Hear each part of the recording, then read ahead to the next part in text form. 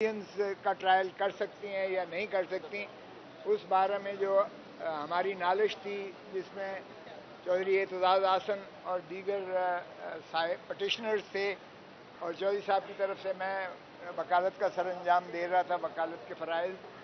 آج اس کی پھر شروعات ہوئی ہیں. اٹارنی جنرل فار پاکستان نے آج پھر اعادہ کیا سپریم کورٹ کے آگے کہ جو انڈر ٹیکنگ انہوں نے پہلے دے رکھی ہے وہ اس پر عمل پیرا پوری طرح سے ہیں، جس کا مطلب یہ ہے کہ ٹرائل نہیں ہوگا جب تک یہ مقدمہ چلے گا، جس کا مطلب یہ ہے کہ ان کو جو 102 اشخاص ہیں ان کو وکیل سے مشاورت کی بھی اجازت ہوگی، جس کا مطلب یہ تھا کہ وہ اپنے فیملی ممبرز سے بھی ان کا رابطہ اور تعلق اور ان کی کنیکشن، ان کا بات چیت کروائی جائے گی، اور ان کو جگہ جو ان کو محبوسی ہے، محبوس جس جگہ رکھا جا رہا ہے وہ بھی ان کی ڈگنیٹی کے مطابق اس کو ملحوظ رکھا جائے گا. آج اس کا اعادہ کیا اور چیف جسٹس صاحب نے پوچھا کہ آپ کو یہ کس کی ہدایات ہیں، تو انہوں نے کہا ٹاپ سے، ٹاپ آرمی براس سے، ٹاپ آرمی براس انہوں نے کہا، اٹ موسٹ یعنی ٹاپ کی. سو آج اس اعادے کے بعد تو پھر یہ طے ہو گیا کہ ایک قسم کا جس طرح ایک اسٹے آرڈر ہوتا ہے، یہ پروسیڈنگز معطل رہیں گی جس وقت اس چیز کا فیصلہ نہیں ہوتا. یہ ہماری پہلے دن سے استدعا تھی، اگرچہ تحریری طور پر تو اس میں کو مندرج نہ کیا گیا، لیکن جب انڈر ٹیکنگ آ جاتی ہے لا آفیسر کی، ہائیسٹ لا آفیسر کی، میں خود اٹارنی جنرل پاکستان رہا ہوں، اور اٹارنی جنرل پاکستان ایسا بیان کبھی نہیں دے سکتا ہے جب تک کہ اس کو پوری طرح سے وہ انشور نہ کر لے. سو اس لیے کیونکہ وہ جواب دہ ہوتا ہے عدالت کو بھی، جہاں وہ وفاق کا نمائندہ ہوتا ہے وہاں وہ عدالت کا بھی پرنسپل لا آفیسر کی حیثیت سے جواب دہ ہوتا ہے. تو آج یہ تو طے ہو گئی کہ ابھی کوئی پروسیڈنگ اس وقت تک ان کے خلاف نہیں ہوگی جو 102 محبوسین ہیں ملٹری کورٹ میں، جب تک اس کا فیصلہ نہیں ہوتا. آج جب شروعات ہوئی تو اٹارنی جنرل صاحب بدستور اپنے دلائل دے رہے تھے، اور کل کے تسلسل کے بعد آج انہوں نے پھر شروعات کی. اور آج بھی انہوں نے پہلے کل تو انہوں نے یہ طے کیا تھا کہ کیا یہ عدالتیں ہیں بھی کہ نہیں ہیں، کیا یہ آرٹیکل 175 آئین کے اور 203 کے آئین کے، کیا یہ عدالتیں under the supervision and control of the high court ہیں یا نہیں ہیں. تو آج انہوں نے اس چیز کو تسلیم کیا کہ یہ عدالتیں عدالت عالیہ یا عظمیٰ کے کنٹرول اور سپرویژن میں نہیں ہیں، اس لیے ان کو عدالت آرٹیکل 175 اور 203 کے تحت اس کو عدالتیں نہیں کہا جا سکتا.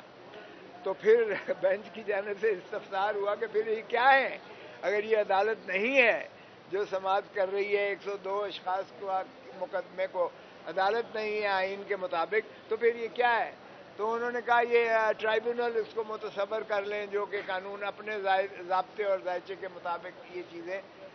یہ مقدمات سنے گی. پھر وہیں آ گیا بات کہ کیا یہ سویلینز کے لیے بھی آرمی ایکٹ 1952 کا اس کا اطلاق ہوتا ہے، یا آرمی ایکٹ 1952 اپنے ہی فوجی ڈسپلن کے لیے اور ان کی اگر کوئی جرائم ہوتے ہیں سول یا کرمنل انہی کے بارے میں یہ کورٹ مارشل ہے یا ملٹری کورٹس ہیں، یا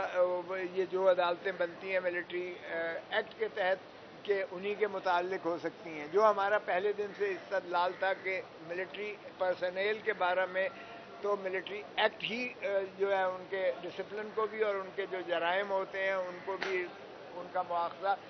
military courts under the military act ہی کرتی ہیں، لیکن سویلینز کو ٹرائی نہیں کیا جا سکتا ہے. چونکہ ہم نے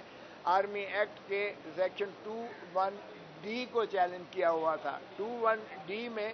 سویلینز کو جہاں سیکریسی ایکٹ کی وائلیشن ہو وہاں وہ اس کے ذائچے میں آتے ہیں. تو ہم نے کہا تھا کہ یہ آئین کے متصادم ہے، بنیادی حقوق ہیں پاکستانی عوام کے ان پر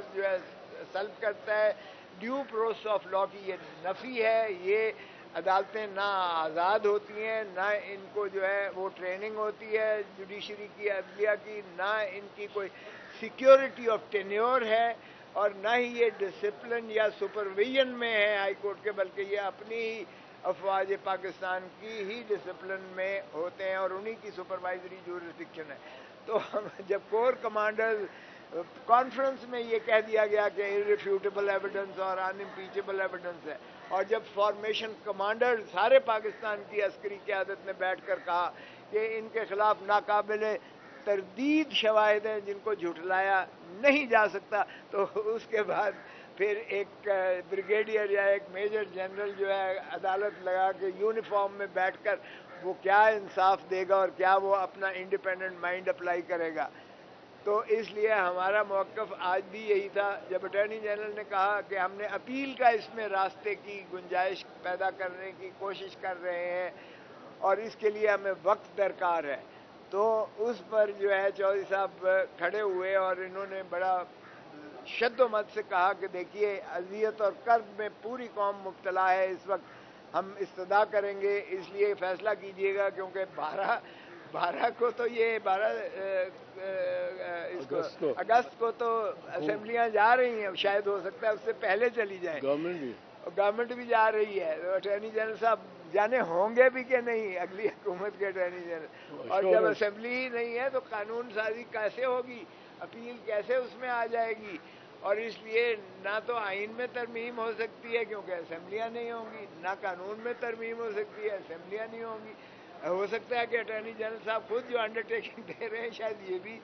ہوتے ہیں یا نہیں ہوتے ہیں. تو اس لیے چودھری صاحب نے استدعا کی کہ جناب اس کو یکسو کیجیے گا.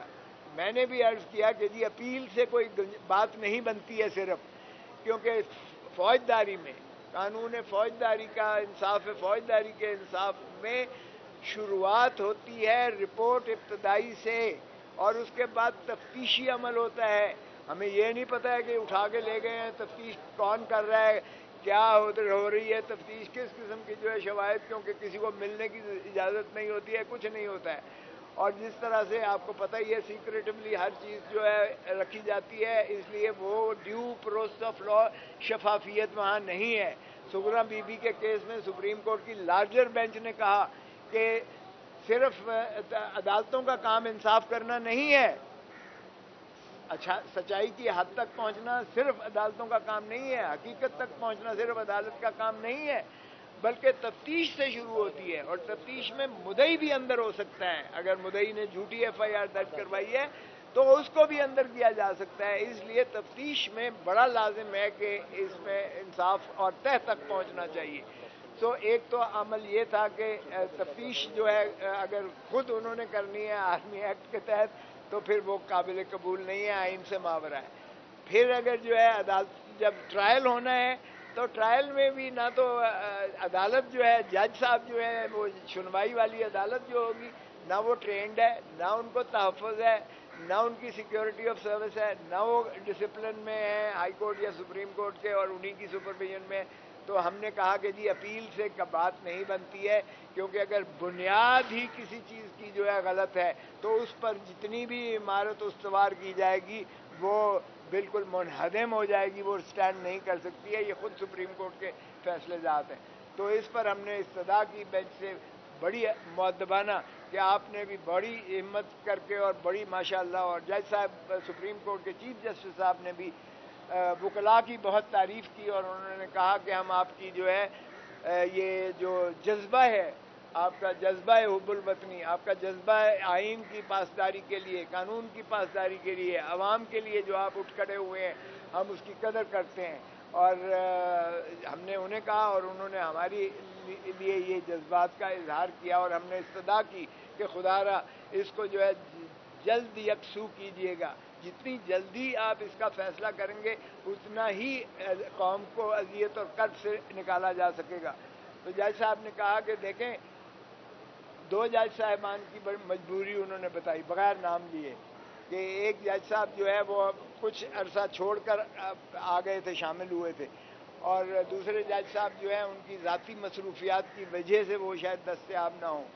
تو ہم نے کہا جی آپ سے بھی استدعا ہے چیف جسٹس اور باقی جج صاحبان جو آپ کے برادر جج صاحبان بیٹھے ہیں مہربانی کریں. میں نے عرض کیا کہ میں اپنی ڈرپ کو اتار کے ہسپتال سے میں اس مقدمے کی میں شرکت کے لیے آیا تاکہ اس میں کوئی التوا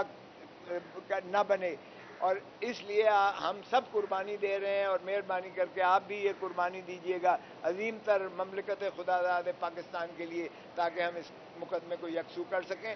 تو ابھی جج صاحبان یہ بحث و تمیز سننے کے بعد تشریف لے گئے ہیں۔ چیف جسٹس صاحب نے کہا میں بھی ان جج صاحبان سے استدعا کروں گا، تو میں نے کہا کہ ایک چیف جسٹس صاحب کے پیش رو جو تھے وہ ہفتے کو بھی بیٹھتے تھے، اتوار کو بھی بیٹھتے تھے، 8 بجے رات تک بھی بیٹھتے تھے، ہم بیٹھنے کو تیار ہیں، آپ مہربانی کیجیے گا اس مقدمے کو یکسو کریں۔ تو انہوں نے کہا ہم مشورہ کر کے اندر، اور پھر آپ کو جو ہے یہ میں چیف صاحب نے کہا میں بھی استدعا کروں گا ان جج صاحبان سے کہ 1-2 دن کے لیے مؤخر کر دیں، کیونکہ باقی صرف 2 دن اس میں چاہیے درکار ہیں۔ جتنا وقت ہو گیا اٹارنی جنرل نے کہا 1.5 گھنٹہ چاہیے، 1.5 گھنٹہ ہونے چاہیے، تو ہمیں بھی اس سے زیادہ نہیں چاہیے۔ سو اس کا مطلب ہے 2 دن کی زیادہ سے زیادہ ہے، اور اس کے بعد عدالت اس کو محفوظ کرے فیصلہ یا سنا دے، یہ ان کی ثوابدید ہے۔ بہت مہربانی۔